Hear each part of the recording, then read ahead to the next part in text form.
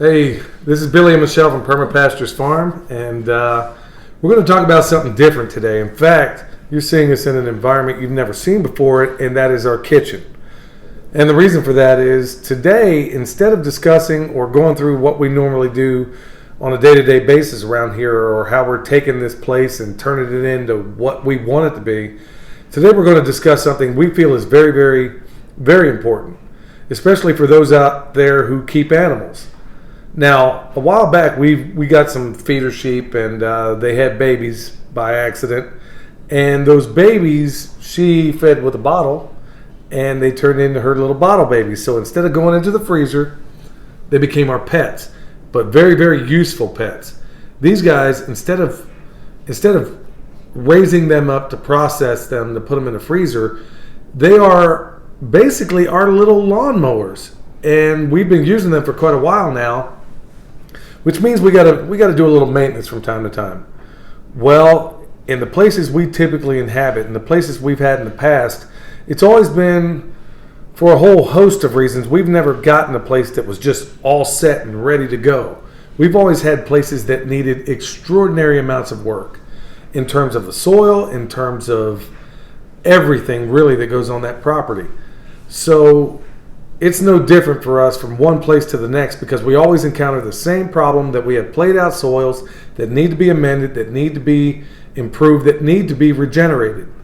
We're going through the daily thing with the lamb tractor that we have, as we've explained before, that 16 by 16 sheep tractor that we have, and we just tractor through the landscape. Well, lo and behold, one day, Michelle notices an extraordinary growth coming near the throat and really by the shoulder blade of one of her of the female sheep we have.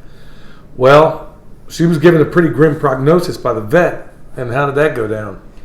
So we took her to the vet, and the vet diagnosed the lamb with CL, which is a type of infection. She had an abscess.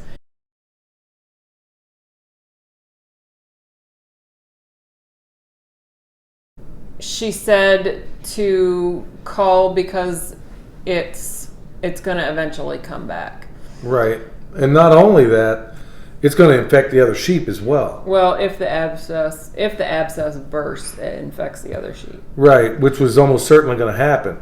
So the prognosis was to cull. Well, for those of you out there that have, some of you have hobby farms, some of you have productive farms, some of you are homesteaders, some of you have smaller flocks where it might make sense to do what we're going to show you today, because it made sense for us.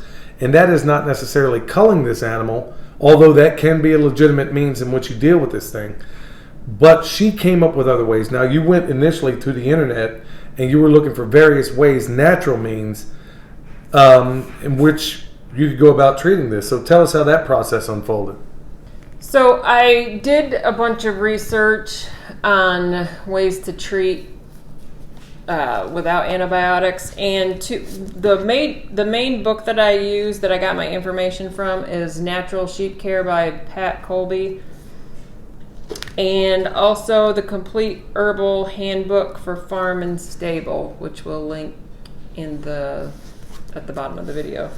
But that's where I got most of my information. Now, before you got to that point, what sort of information were you coming across? I mean, helpful information? Was it spotty? How many methods did you try before you finally found some things that worked? I tried one vet's information. He uses his own formulas, but I didn't really find that to be successful. So I used what Pat Colby recommends, which is high doses of vitamin C. We use 2 forms of garlic, and we use a Killer Biotic Fx from a veterinarian, and naturopath Dr. Joel Wallach, and black seed oil. Now, in addition to all that, when we were back on our other property, we had the benefit of also having some other things out there. We had comfrey. In fact, we had comfrey coming out of our ears, and we needed it in high quantities because we used it not only for chop and drop around the trees, but also for... We fed comfrey, and this book goes into a lot of the herbs that you can use, which some of the things that I picked, I would pick them every day for the lambs and give it to them about once a day. I picked comfrey, yarrow.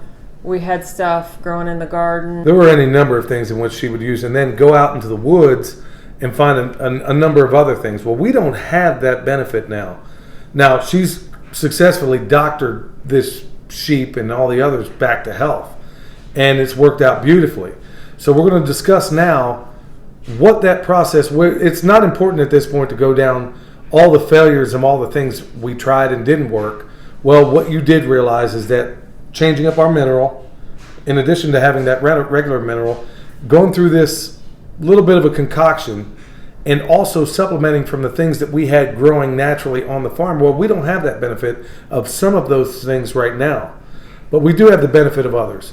So we're in a different environment. We're doing different, essentially the same protocol. Why don't we talk about this mineral? Now, you have that typical mineral that you can buy at Tractor Supply. Well, is that at all sufficient? No. So what did you do? So we switched to this company that it's Advanced Biological Concepts. They have all the minerals required for sheep. It includes kelp also. And they also have a lot of herbs.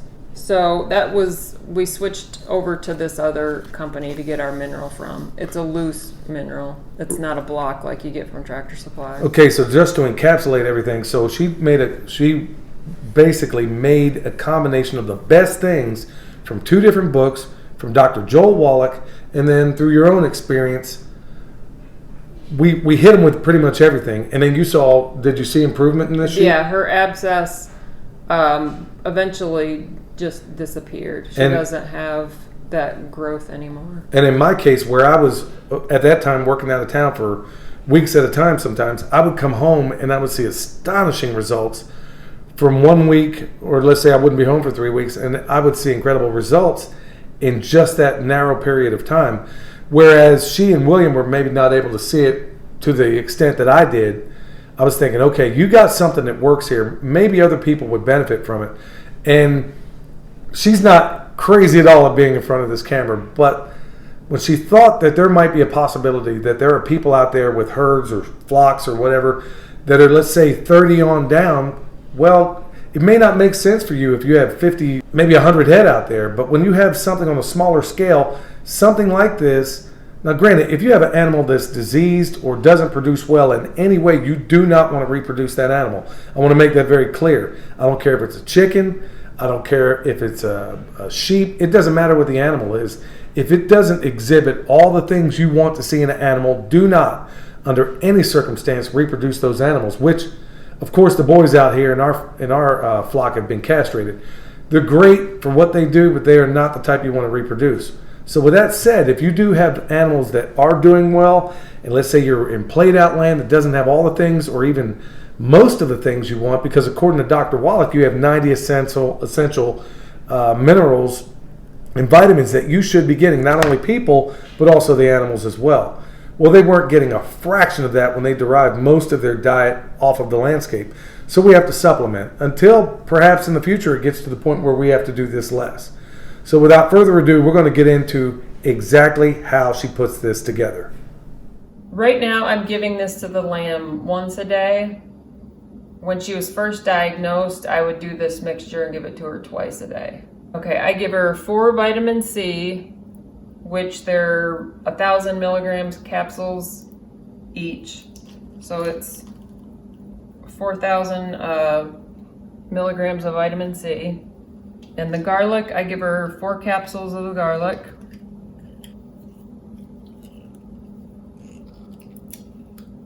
I give her 1 capsule of the Killer Biotic Fx.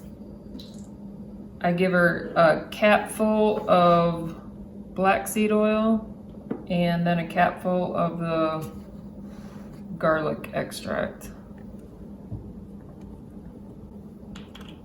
And mix it up.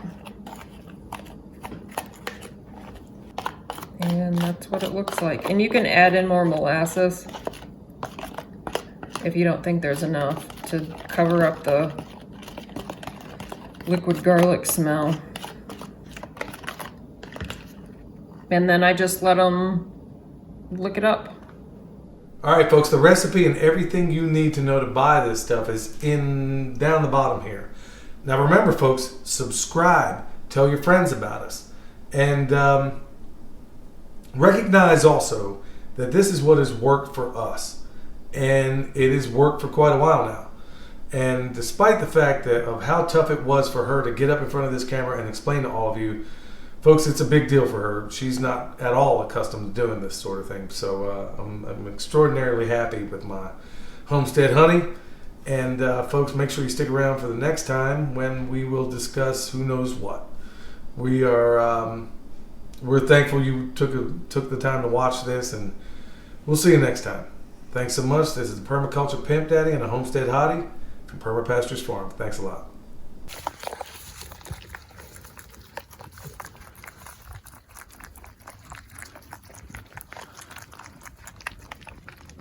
Just good moving.